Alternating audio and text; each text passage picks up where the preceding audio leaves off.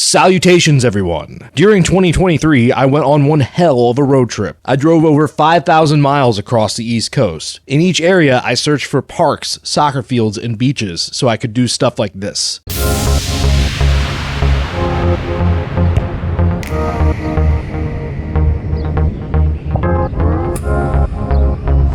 Hell yeah! I mean, heaven yeah! This was a rich and transformative experience, giving me a feel for the qualities which make each destination unique. I didn't start off with the intention of making a video, so it's not the most well-documented journey. But nonetheless, I have observation about these various areas I want to impart to you. Let's start out with Florida. I never spent much time in Florida before this trip, but I would say that nearly every stereotype about Florida is true. There's a generally chaotic energy. Most cities and towns in the state are heavily urbanized, absolutely slathered in condominiums.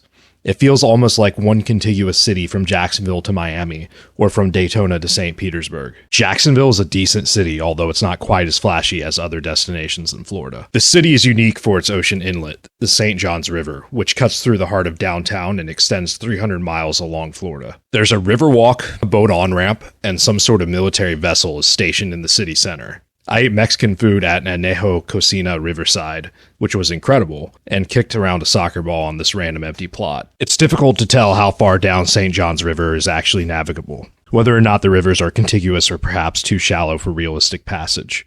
But you could definitely boat from Jacksonville past Orlando all the way down to Roseland. After St. John's ends, the St. Lucie River begins shortly thereafter. With the amount of complex canals in the lower portion of the state, it's conceivable that potentially there is a way to bridge the gap. If so, inland water travel as far down as Stuart, Jupiter, Fort Lauderdale, or even Miami may be possible. Without having a vessel to attempt the journey, it's impossible to know for sure. If I had the money to afford yachting, I'd be all too thrilled to try my luck at it. Anyway, Jacksonville is a cool place. I picked up some Blockbuster World Championship 2 trading cards, sealed in pack from a local pawn shop. I still have these and I'm wondering what to do with them. Cloud chasing a Dr. Disrespect collab is the thing my mind jumps to. The two-time back-to-back 1993-1994 Blockbuster video game champion, and you're not gonna do a damn thing!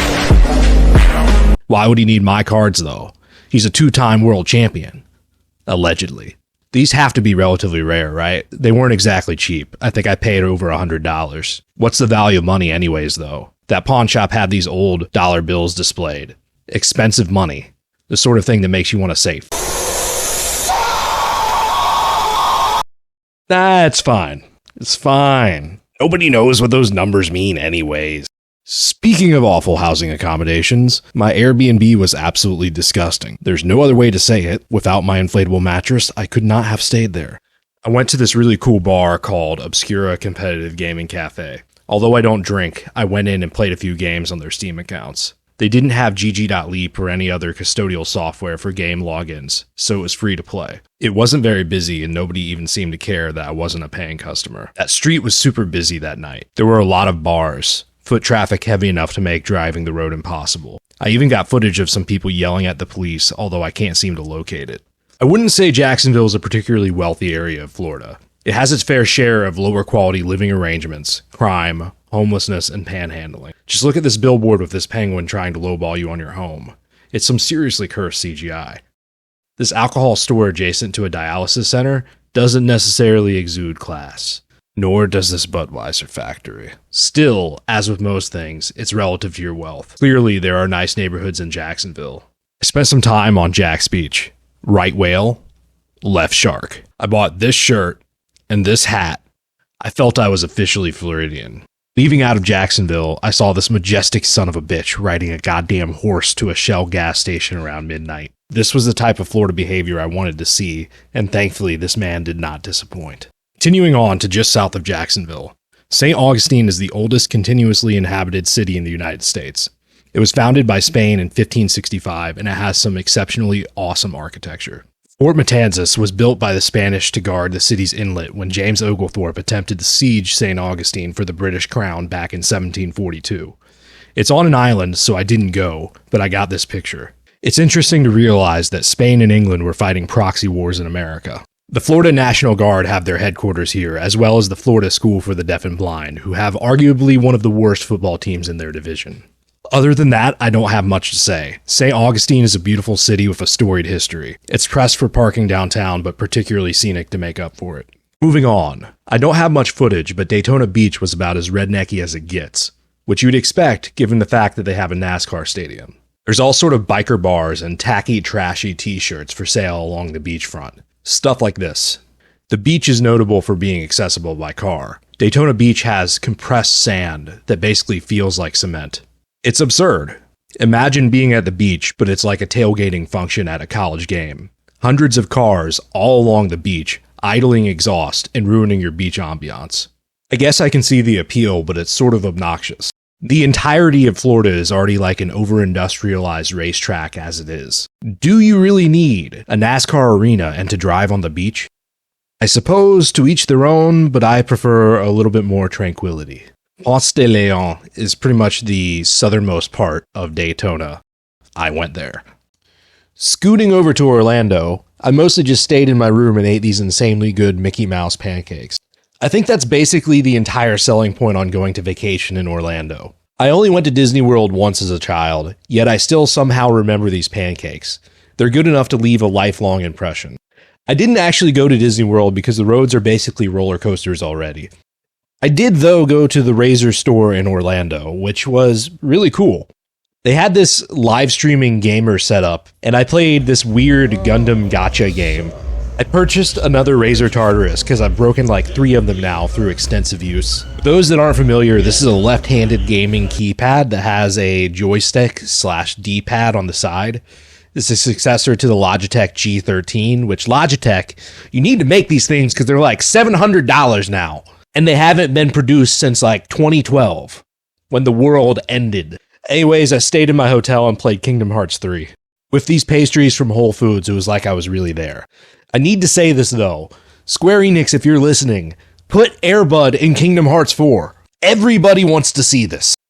On my way south, I stopped outside of Palm City and Stuart at this incredible soccer complex called the Football Farm. I found it Googling soccer fields without much of an idea of what to expect. When I showed up, I was quite amazed at the facility. I took a few pictures with this awesome, majestic barn cat that was hanging out there and played soccer for a little while. They had this thing which at the time I thought was a ping pong table, but it turns out it's a sport called tech ball, which is basically ping pong but with soccer. It seems fun but impossibly difficult. After about half an hour, the owner showed up and asked me very politely to leave. So don't go showing up there expecting it to be an open play field. It's definitely a closed private field despite the fact that it's not gated off.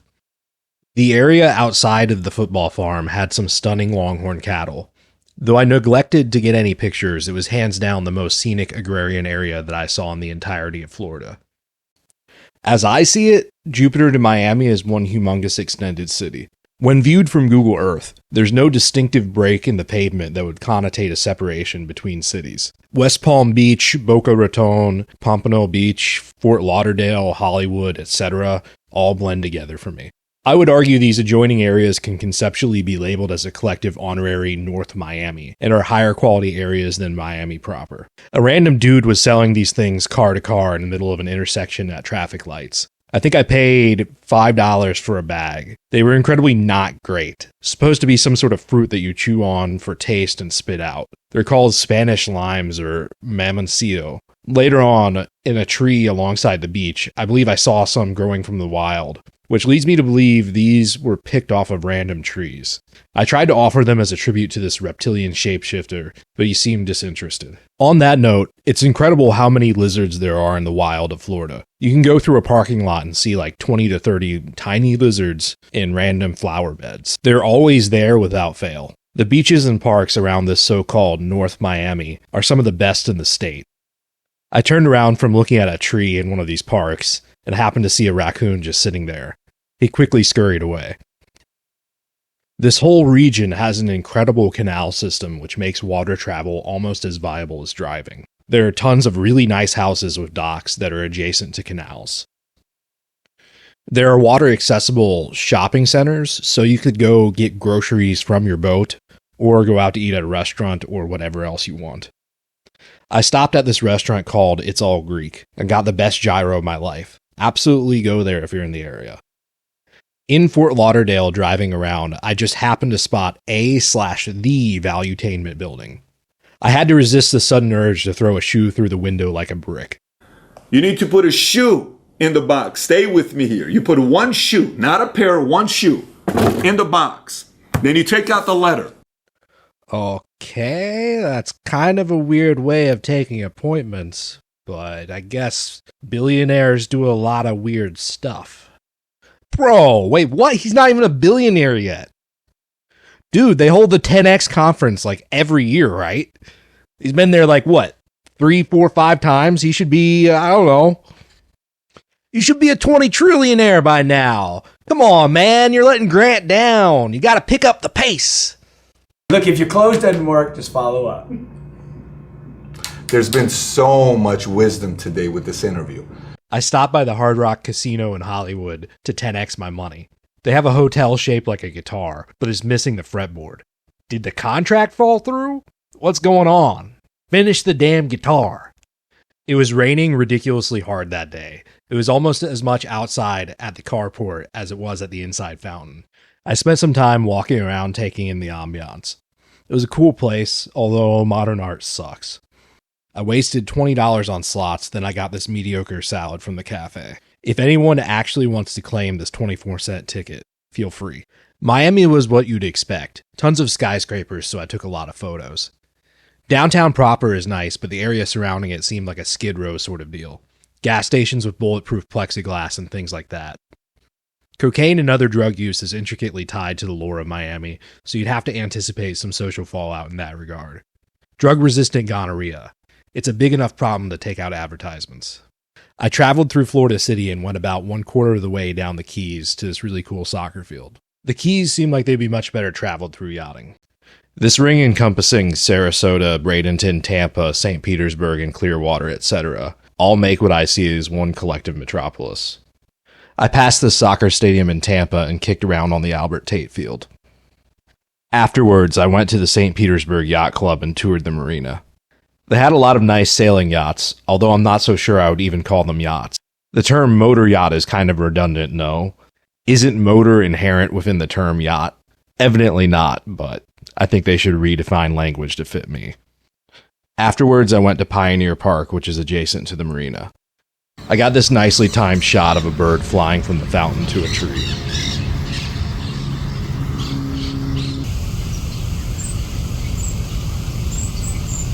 Then I saw this squirrel on the ground who had this whole uncracked peanut. I watched it climb a tree and got this clip of it wagging its tail like a dog. Just look at how happy that thing looks. Would you just look at it? Have a look. Oh, you're so cute. All right. I saw this interesting license plate that night.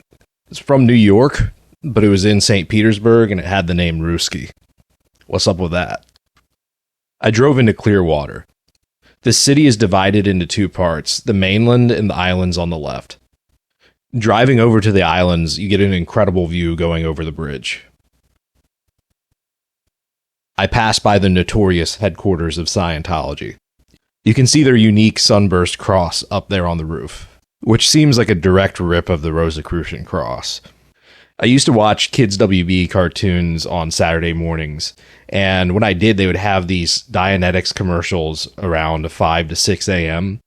At the time, I actually found it pretty engaging. They would ask these philosophical leading questions, and at the very end, there would be a volcano explosion. And Dianetics by L. Ron Hubbard would be proffered as the solution.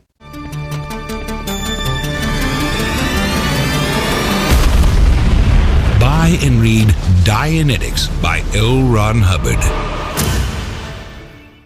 I was incredibly disappointed whenever I found out what Scientology actually was, and that it had nothing to do with scientism. At any rate, the Diamond Isle and Clearwater Beach are incredible natural wonders, and I'd like to go through there on a yacht. Up in Newport Richey, I stopped at this place called Salty Dog Kayak Rentals outside of a state park, and I just found it really hilarious that they would rent kayaks to go through alligator-infested waters. On the way to Tallahassee, I got a flat tire in Monticello and spent the day walking around. Monticello is a small town that feels almost more like Georgia than Florida. It was quite charming, though. 10 out of 10, I would go there just to slash my tires again. There's some people in town who really did not like Dollar General. And who could blame them? Dollar General has the worst prices of any chain store. While Dollar Tree offers cheap prices on essential goods, Dollar General charges up for convenience and positions their locations aggressively in underserved areas that don't have local grocery stores. Dollar General capitalizes on the fact that their closest competitors are often a 10 to 20 minute drive away and charge higher prices. Alas, I digress. They still had a functioning bell tower at the courthouse.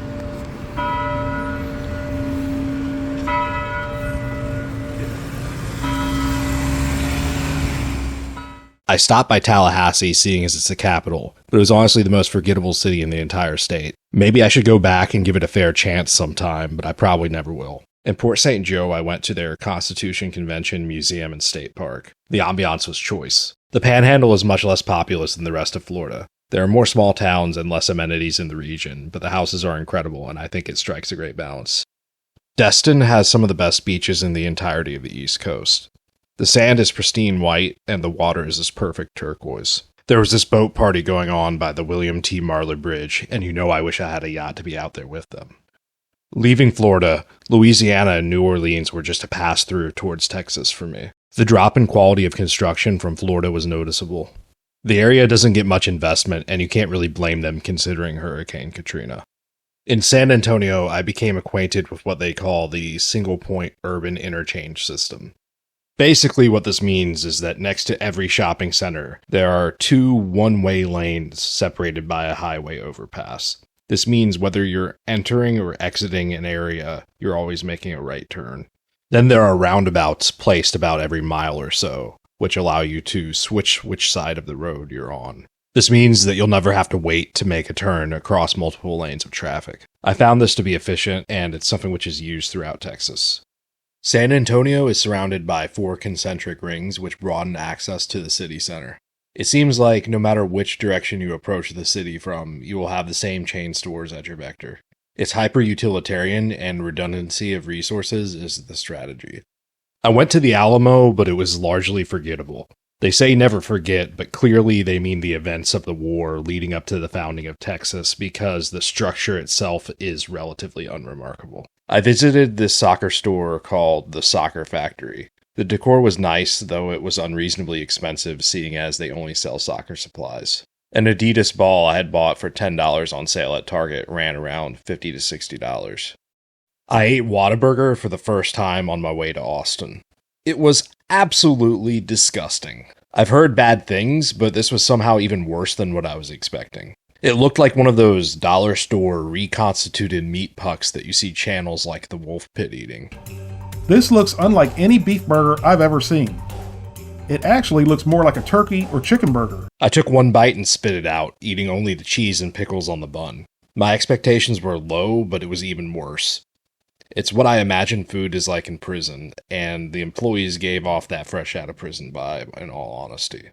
The vibe in Austin was what you would expect from hearing about the city. It was extremely hipster. So much so that I stopped at a juice place as soon as I entered the city, and the first thing I saw was somebody tagging a sign with a sticker.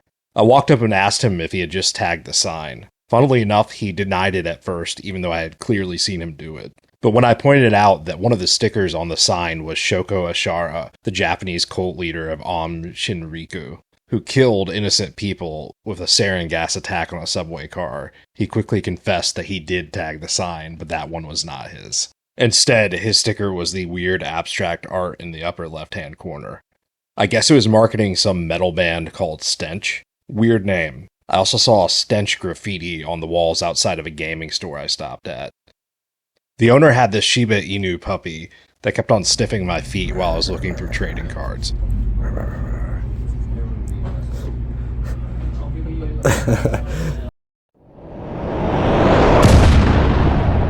Fit located, sniff commencing.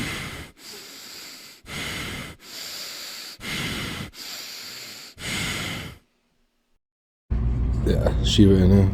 Yeah, you are totally on the feet, man. That's kind of weird. You're sniffing my feet for like minutes straight. I'm just trying to... Yeah?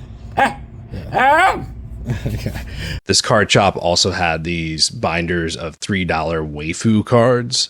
which I find absolutely hilarious. I mean, you do you, but lol.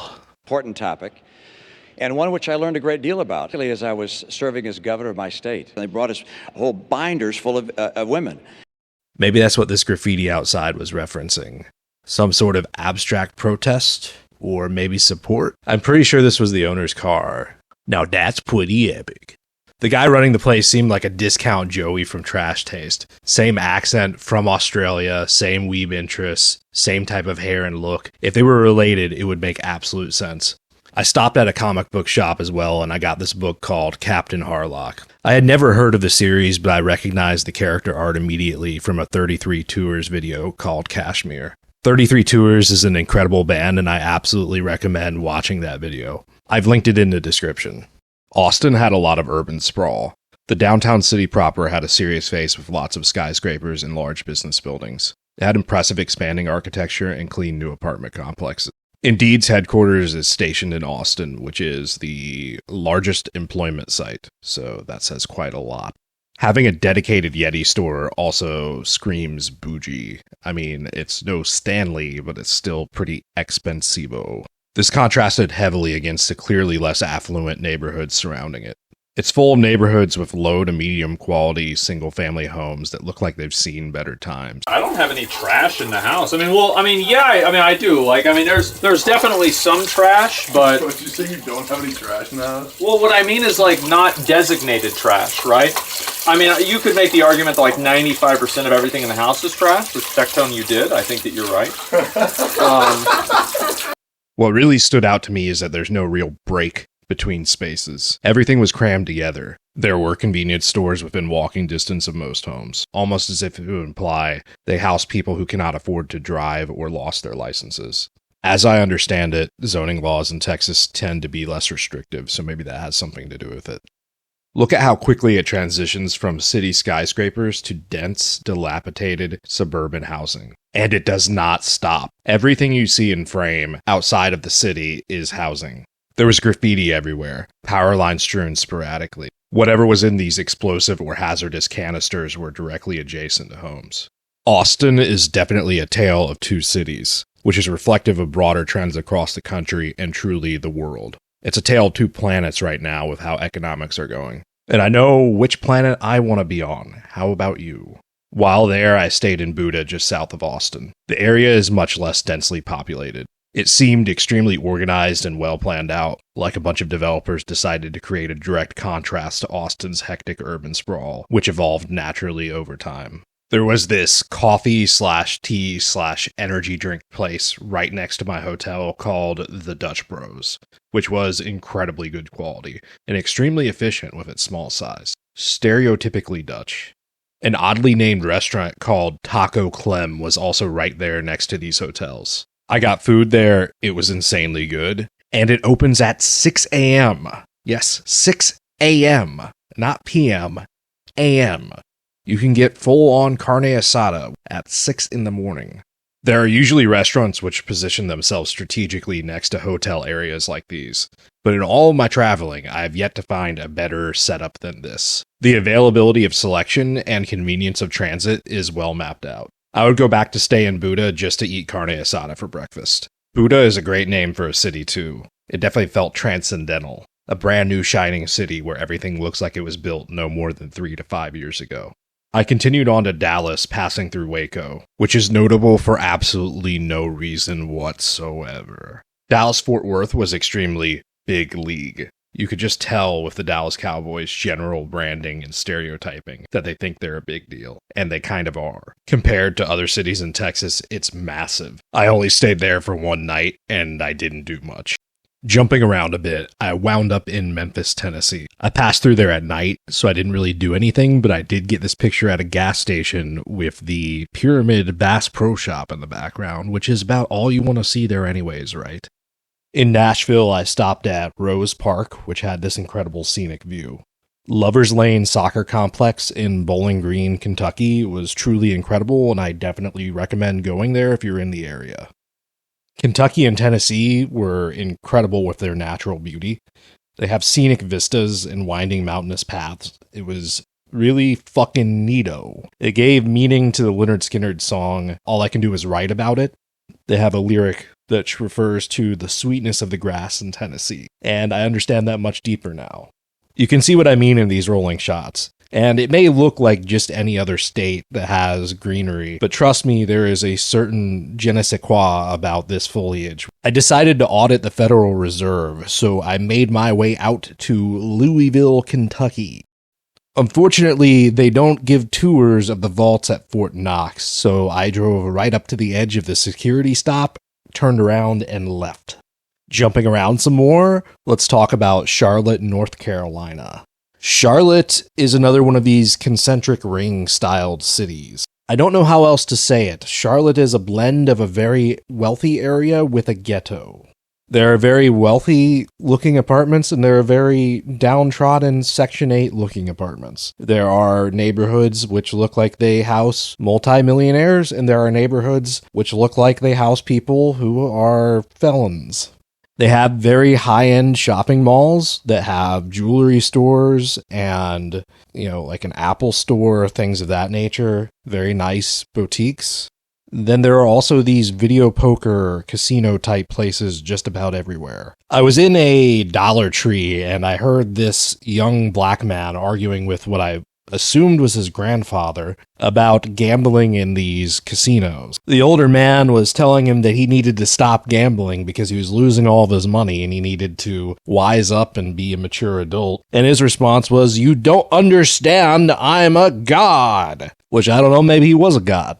Anyways, I stuck my head into one of the casinos and saw an armed guard standing there. These things just seem like shady dens where nothing good can be happening. Charlotte should unilaterally shut these things down. There's nothing good that can come from parlors where low-income people go and gamble and then commit crimes whenever they lose money, right? I mean, am I the only one that thinks this? Come on. I'll take my odds to Vegas. Okay. So what? Yeah, man. That's good.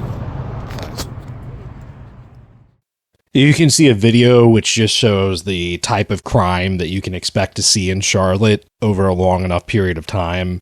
It happened on April 30th in East Charlotte. Investigators say as two teens exited a convenience store, they fired on a vehicle with an assault rifle and a handgun, striking a person in the car. A detective with the Charlotte-Mecklenburg police analyzed surveillance video of the incident. It's not exactly one of the safest cities, even though they do have very nice, wealthy areas.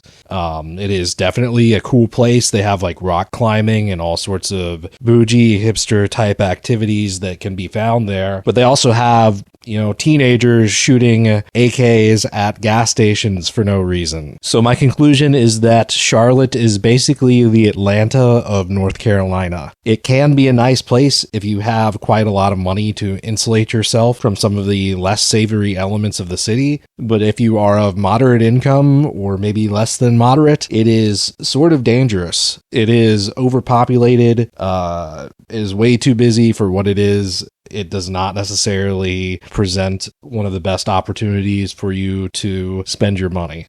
This picture shows exactly the sort of housing arrangement and building structures which I'm talking about in Charlotte. This thing is dilapidated. What the hell happened here? It looks like there was a bomb. This looks like it's straight out of Gaza. I mean, really, what the fuck is going on? Why is this something which is standing in a city? And this was around a Section 8 style neighborhood. Just not great. And it doesn't bring me any joy to say it. It's just the fact of the matter.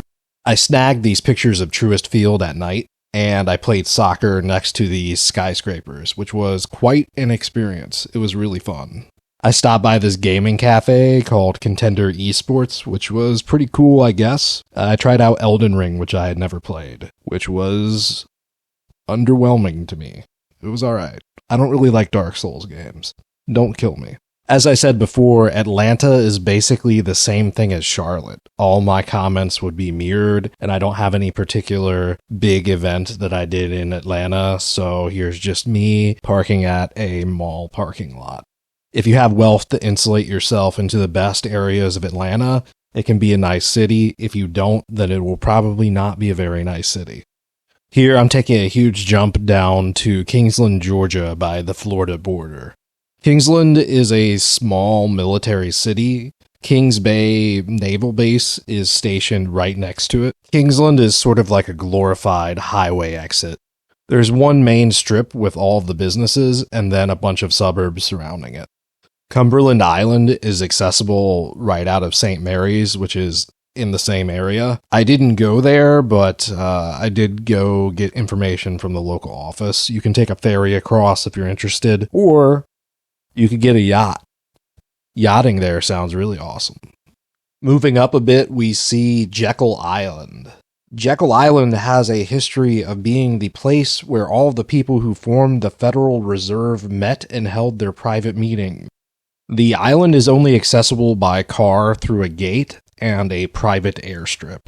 If accessing through car, you have to pay for a day pass, and they scan your license plate and verify your identity. There's also a marina where you can dock your yacht at, if you have one. The speed limit on the island is extremely restrictive because there's a lot of natural wildlife such as lemurs. I swear that I saw a lemur cross the road while I was there, and it looked like a toddler that could crawl at Mach speed. There is a really cool soccer field on the island, which you can see here, and this camp, which sounds like it'd be a lot of fun for a kid. There is also a bike path, which encompasses basically the entire circumference of the island. It's a really incredible place. It has some extremely scenic views. I would definitely recommend going there on a vacation, maybe, if you're into relatively boring vacations, because there's not much to do there unless you're into outdoor activities. There's this house called the Horton House, for whatever reason. You can read it here if you're interested. I guess that's how Dr. Seuss got the name for his book for whatever fucking reason. I don't know, don't at me. Leaving out towards Brunswick, Georgia, you have to cross over this big bridge, and there are a lot of low-lying marshes in the area. Brunswick is quintessentially unnoteworthy. The most interesting thing about Brunswick, and it's not very interesting, is the debate over the origin of Brunswick stew. It's either Brunswick, Virginia, or Brunswick, Georgia. I will say Brunswick stew is pretty damn good, though. Next up is Savannah, Georgia, right on the border with South Kakalaki. Savannah is kind of like a discount Charleston. It's like, what if Charleston didn't have all the multi-millionaire celebrities? Savannah has the closed down slave markets and the historic city vibe, but it doesn't really have all the wealth and notoriety. It's a fine enough place, I suppose, but again, it's all dependent on your income. It's all dependent on your existing wealth. It's nice to be wealthy just about anywhere in the world, right?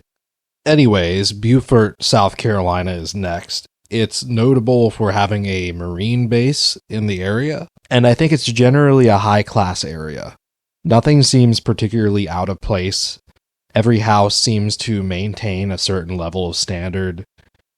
The businesses are a certain standard of cleanliness and quality, and generally it's just hard to find a complaint about Beaufort. Maybe it's a bit pricey, and it's a little bit difficult to navigate to. It's kind of out of the way in between all these different aqueous areas, but aside from that, it's pretty nice. Charleston is divided into two segments, North Charleston and Charleston proper. North Charleston is relatively unremarkable. It's a run-of-the-mill mid-tier city. People generally live north of the main city and commute south into the city to work. The class divides is extremely noticeable if you just zoom in on these areas. In Charleston Harbor, you see these multi-story mansions which cover the entirety of the footprint of their property. Wealthy people from outside of the nation are drawn in enough to buy these. In North Charleston, you see these houses which are not altogether bad, but not as noteworthy as those in the harbor. Just standard homes. It's only when you go even a bit more north than that you begin to see an abundance of apartment complexes which house the majority of people who work in the Charleston area. This isn't really a criticism so much as just stating a fact of life. I drove through the harbor at night. It's a spectacle to see all the lights and the incredible mansions. There's a grits restaurant called the Grit Counter, which is second to none. The Nashville hot chicken and Brussels sprouts combo and cheese grits exceeded expectations and is possibly the best breakfast you'll ever have. This College of Charleston themed Amazon locker looked on point, and pickup lockers are an incredible asset when you're traveling, so you can order off Amazon no matter which city you're in across the United States. I sat in on a show at the Center for the Birds of Prey. The lady giving the presentation was really good at her job. She put on a great show. She discussed a number of different types of birds in detail, and they were well trained. Afterwards, we were given free rein to tour the premises, and I got pictures or videos of basically every bird they had. This footage I took of these bald eagles was incredible. They're super hyped for bath time. To top it off, I got this hat, which I like quite a lot. The bird sanctuary was a great time. If I were abundantly wealthy, I would consider one day opening some sort of small aviary in the yard of my house. Birds are interesting animals, and I've never kept any as pets, though it's always been something in the back of my mind. I think it would be interesting to have a computer set up in an aviary, a greenhouse with maybe a fountain and some plants, trees growing, with a row of birdhouses. You could go in there and spend time online, and it'd just be a meditative place with a relaxed ambiance. Falconry is also innately appealing, though it's a whole other ordeal to raising a few songbirds and maybe more trouble than it's worth. Hello. Shake it. No, shake it. Camera. I'm trying to shake it. Hello, mate. Thank you. Anyway, in North Charleston, I stopped at the Final Quest, which is a trading card shop. I found it was hilarious that it was directly adjacent to a blood plasma center. Let's all go sell our blood plasma to buy Pokemon cards, guys. I got these Birds of the Southeast playing cards, and leaving out, I noticed this van in the parking lot. Now that's what I call pretty epic. In Summerville, just north of Charleston, I stopped at this restaurant called Viva Chicken. It's a Peruvian rotisserie chicken place, and wow, is it worth stopping for. They have a ton of locations, mostly centered around Charlotte, which, the fact that they can sustain so many places in such a short distance, must surely speak to the popularity. I would like to see this chain go international. It's clean eating, and it beats any chain competitor hands down. Moving up now to Myrtle Beach. The place has seen better days. Myrtle Beach is like most other beachfronts in that it claims to be world popular and desperately seeks tourism money, but it just doesn't hold a candle to anything that Florida has to offer. It's a cheap imitation, and I think a large part of its draw is not being as far as Florida is for the people who live in the Northeast. That said, it does do its job as a tourist trap. There are a few boardwalks with attractions like this water slide, upside down building, Ripley's Believe It or Not, and a wax museum. The problem is most of these things really aren't actually all that interesting. They are the epitome of tourist traps. The food in the area is mixed. This IHOP got a C rating for food cleanliness. At what point don't you just shut the restaurant down? I've never seen such a low grade. There are all sort of kiosks set up at these boardwalks. At this one, I hit the warp point to World 4 in the original Super Mario Bros. Just to flex a bit. Also, I bought these super official playing cards from Riot Games and Blizzard Entertainment. Myrtle Beach has this strip club more aptly advertised as a brothel directly across from this rundown motel. It's hilarious because it's so disgusting. The puritanical South's Beach Resort, which is trying its hardest to be a family vacation destination, is full of advertisement with a direct price for escorts. You can buy a hooker for $1,000. Sounds like a bit of a ripoff, but there's no lack of billboards to inform you of this option. On that note, there's a lot of homelessness in the area. You're likely to see more than a few sketchy people, and the hotels are generally all flat out nasty and in dire need of renovations. I would recommend taking your beach vacations somewhere else. The one saving grace is that the marinas for yachts seem pretty nice if you have one. On to North Carolina, I passed through Southport and proceeded up to Wilmington. Wilmington is a stuffy town. Wrightsville Beach and Figure 8 Island are so narrow they don't even have much public parking and are mostly reserved for housing. The beachfront is much less commercialized than virtually all other beachfronts on the eastern seaboard. It's basically the polar opposite of Florida. Wilmington is nice for its relative seclusion, and the yacht scene equally so. It's not particularly geared towards tourism, but if the ambition is a more reserved, possibly haughty vacation, this is more of your place to go. It seems a bit snobbish, though. Definitely an elitist type of area if I've been to one. Is it justified? I don't really know. Jacksonville, North Carolina was a nice place. It leads directly into Camp Lejeune, so they have that tasty, spicy water that everyone loves to talk about. In all seriousness, it was a really clean area. Everything was well organized and the traffic was reasonable. It was the best low-key city that I went to. There's nothing that's particularly outstanding other than it fulfills the basic functions of a city without any of the typical drawbacks. Low crime, seemingly affordable housing, reasonable traffic, a good selection of stores and amenity. It was all around good. Fort Macon is a Confederate-era fort that was the site of a battle during the Civil War. It was decently interesting to stop and take a look around the place, but there's not much more to say about it. It's just an old fort at the westernmost point of the Emerald Isle. Moving up into New Bern, I stopped at this mall to go to the Buffalo Wild Wings, which was about the only restaurant open at that time of night. There was a smog, which was unbelievable. It felt unsafe to breathe, like there was a large fire that had drifted across the water. I stepped inside the restaurant, and the smell was still present inside the building. I asked the waitress if this was normal for everything to smell like uncontrolled burning firewood, and she was basically oblivious to the existence of any air pollution. I tried to look past it, but I couldn't stand it and just decided to get in my car and immediately drive out of the city to get fresh air. I don't know if that was a one-off or if there's a factory in the area which leads to this being a regular occurrence. Either way, the city didn't impress me. It seemed like one of the least appealing places on the North Carolina coast. Kitty Hawk, North Carolina is a unique place. It exists as a long, narrow sliver that juts off from the mainland. It's comprised of several different areas, including Kill Devil Hills, Manteo, Town of Duck, Rodanth, Hatteras, and Nag's Head. Collectively, I would refer to them all as Kitty Hawk. In Kitty Hawk and Kill Devil Hills proper, there's every commercial accommodation you would expect. Shopping centers, restaurants, grocery stores. It's a full city with a lot of high-quality beach houses within a short distance of the ocean. If you drive south into Rodanth, Avon, and Hatteras, it becomes substantially less commercial, seeming to serve mostly locals.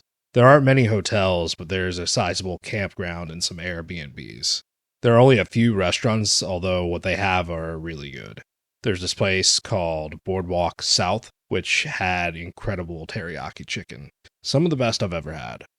But yeah, the beaches are much more secluded, and you'll definitely notice the driving time whenever you transition between the mainland. It's 30 minutes plus driving time, depending on how far down you go the peninsula.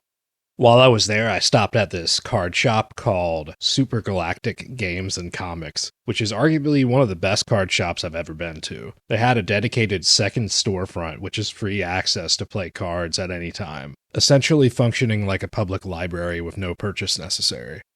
I bought these Magic the Gathering dual lands at a pretty good rate. The man behind the counter was super friendly and happened to be heavily bought into the MetaZoo game, which I had heard of but never really taken serious until that point. He had basically every MetaZoo card and tons of copies of them at that. I bought around 200 cards and a structure deck and paid maybe $50 in total. Looking it up for the video, I see that the game's been discontinued, which sucks, but it doesn't really surprise me. I'm glad to have these cards anyways, though, as a collector's item, and maybe there will still be a few people out there who play it. The shop also has video games, comics, and board games, and a wide variety of nerd stuff. It's definitely worth checking out the shop if you're in the area and you have any kind of interest in those things. Concluding thoughts on Kitty Hawk. It's a great vacation place with a unique geography. It makes perfect use of space to give the impression of living in a small town, even though the area is rather busy. The only downfall is the price of living. It is tremendously expensive. If you continue all the way up Kitty Hawk's north side, you will end up in Norfolk, Virginia. In Norfolk, I went to another card shop called Atlantis Games and Comics. They actually have 2 locations and I visited both. One of them is right next to Norfolk Beach, and the building actually has 2 stories, which is quite unusual for a card shop. It had the largest turnout for a local Yu-Gi-Oh tournament that I had ever personally seen, and I think a few Yu-Gi tubers might be local to the area. I was astonished at how busy this beach actually was when I was there. After dark, past 9 p.m., there were hundreds of people still out on the beach, and they had to use police to conduct traffic. It was pitch black out, the sun had completely set, and only then did people decide to start leaving. Every single parking spot in the shopping center was taken. I couldn't believe how busy it was. I passed through Newport News and got these shots around the central fountain. It was a nice common area, but not much to say about it other than that. I stopped at Colonial Williamsburg and got these stationery books and a whirligig. Whirligigs are awesome if you don't know about them. They're like fidget spinners before fidget spinners were fidget spinners. Kids back in the colonial era had these things. I think we'd be well served to remember how plain life was for the majority of human history. You spent most of your time farming, and playing games like stick hoop was about as exciting as anything ever got. On the way into DC, I stopped at the National Museum of the Marine Corps, and then I stopped at another land center called the Hunter M Gaming Center. I played Vampire Survivors, Back for Blood, and Sonic Mania, which are all great games. In DC, I stopped at this bridge and captured some video. DC is ridiculously busy. What stood out to me is how close the water inlet is to downtown DC. I didn't realize how directly accessible this was by port. The White House is basically oceanfront property. DC is DC, it's what you'd expect. The epicenter is luxurious with pristine buildings and tons of wealthy-looking people in suits. Around the edges of the city, things begin to devolve, and the housing accommodations become a bit sketchy, though. The density of housing is unlike anything in any area I had been to until that point. The northern states are a completely different beast. Townhomes like these stretch for miles without any gaps. The traffic north of DC and into Baltimore was alarming. Truly, the Northeast Corridor is unlike anything else on the East Coast. The population density, aggressiveness of traffic, and urbanization is unparalleled. It's like every square inch of space was used from DC through to Philadelphia. Look at Philadelphia. Each one of these dots is somebody's home. I took a walk by the river and ate at this Mexican restaurant. It was a bit interesting to me that there were cellars everywhere, something which you don't really see in the South. The harbor walk was nice, but the city shows its age. The density of housing and how intensely urban it was made me feel a bit claustrophobic. People constantly talk about how bad Philadelphia is with drugs and crime these days, and I hate to say that was my impression too. Tons of sketchy people were hanging out underneath all of the overpasses. I had seen some homeless people roughing it just about everywhere I went, but nothing compared to this dude passed out on this bench. Dude doesn't even have any laces in his shoe. He clearly hasn't washed those clothes in forever. It's probably the only outfit that he owns. How can he even sleep in that position? That's how Hendrix died, man. He's doing an ab workout while he sleeps. Halfway through a crunch.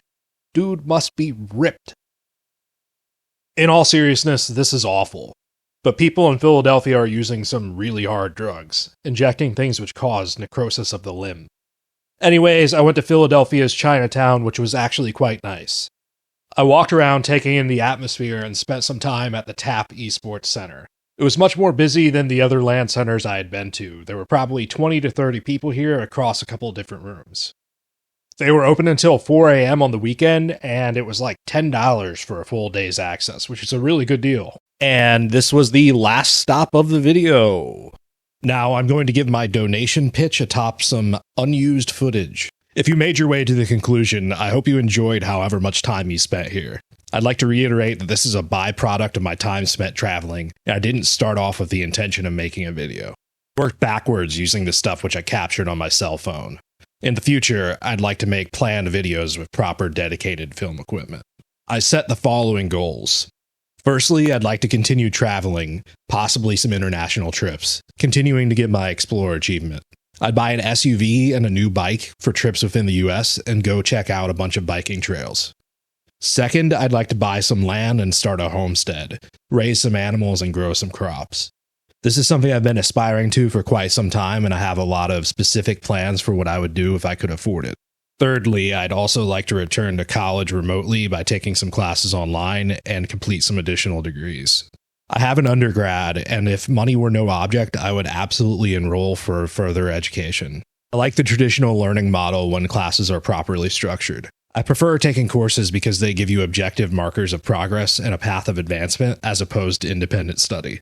I just hate how unreasonably expensive college courses are. It's something which doesn't make sense unless you're already independently wealthy. Taking college courses as a means of pursuing wealth doesn't really work out. Fourth, I'd like to buy a yacht and tour the International Coastal Waterway. I used to go fishing on a flats boat every weekend growing up, and I've taken a few fishing charters on yachts, so I know roughly what it entails. I'm aware they're extremely expensive not just to own, but to operate and maintain. I've been told before, if it floats, fucks, or flies, rent, don't buy. And I reckon they're probably right about that. Even if I could afford a yacht, I would make sure that everything I'm doing is financially sound and I wouldn't rush into anything unreasonable. I don't want money for money's sake, and I wouldn't view being well off financially as an excuse to waste money. I don't have a desire to attain wealth for superficial reasons. Rather, the world assigns price tags to the things which I want, and they just happen to be expensive. I don't want a yacht to say I own a yacht and brag about being a yacht owner. I want a yacht because I've already spent tons of time on the water and I know I find it enjoyable. I want an SUV for practical purposes, not a Lamborghini or any other sports car for vanity.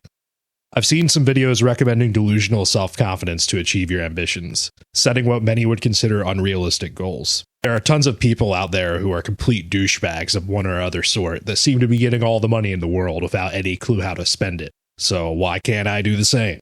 I've set up a number of ways to donate if you're capable and so inclined to lend assistance. I'm available for business contacts too, partnerships, sponsorships, etc. Everything I show here will be in the description as well.